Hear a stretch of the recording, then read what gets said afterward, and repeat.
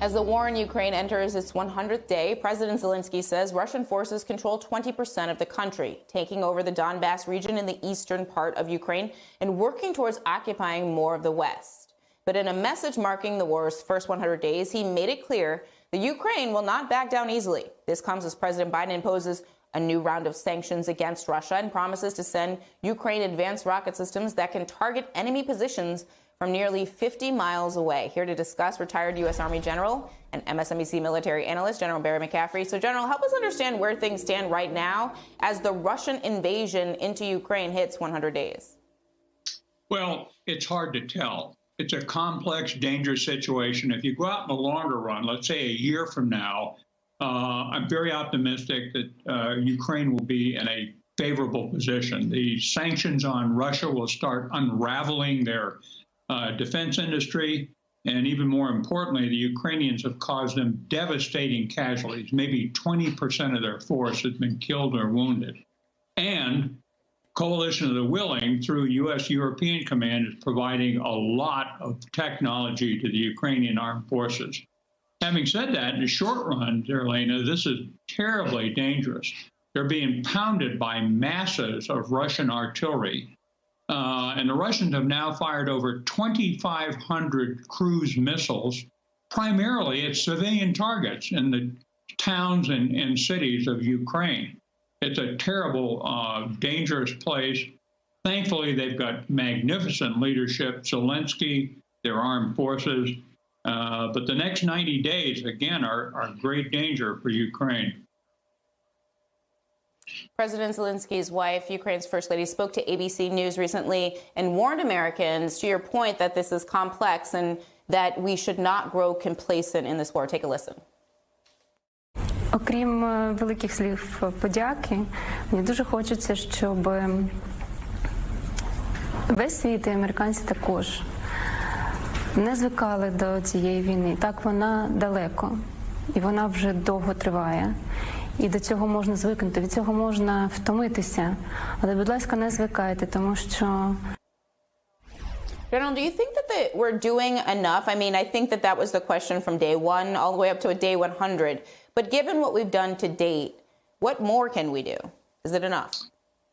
Well, first of all, a lot has been done. It's an incredible situation. 41 nations all gathered together under U.S. Coordination, U.S. European Command in Germany. The U.K., the Norwegians, you name it, people are funneling high technology equipment in there. And the Ukrainians obviously have a terrible, difficult time absorbing it. Learning how to maintain it, how to operate it, the training systems. Most of these programs take a year or 2 years for an Apache helicopter pilot. So they're doing a lot, but I'm concerned about counter-battery capability in the Ukrainian armed forces. I still want to see the 190-mile ATACMS missile delivered to Ukraine, so they have not to attack Russia, but more flexibility to do counter-battery fires. It's just devastating. I've been under 152 millimeter and 122 millimeter rocket fire. It is horrific, and so right now they're grinding down the elite of the Ukrainian armed forces fighting in the east. Pretty tough situation. Can you help us understand what a counter-battery missile, what is that? Well, we're great at it. The Russians are bad at it. We're trying to train the Ukrainians how to take, we've given them essentially 6 battalions of 155 millimeter towed artillery.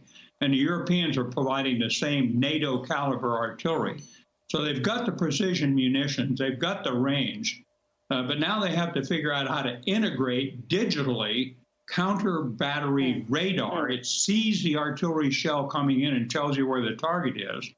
And then also integrate unmanned aerial vehicles, which can find and see these Russian artillery batteries. And that's tough stuff. You know, it took me a month to figure out how to do it with a division waiting to attack into Iraq during Desert Storm. These Ukrainians are smart, they're tough, They're well motivated, but again, they've got a store of new technology. We've got to put on a major effort to hustle this material in country. I think that's happening, but times are wasted and great danger. General Barry McCaffrey, thank you so much for being here and helping us understand. Some of this stuff is really technical, but it's helpful to have you here to break this all down. Please stay safe.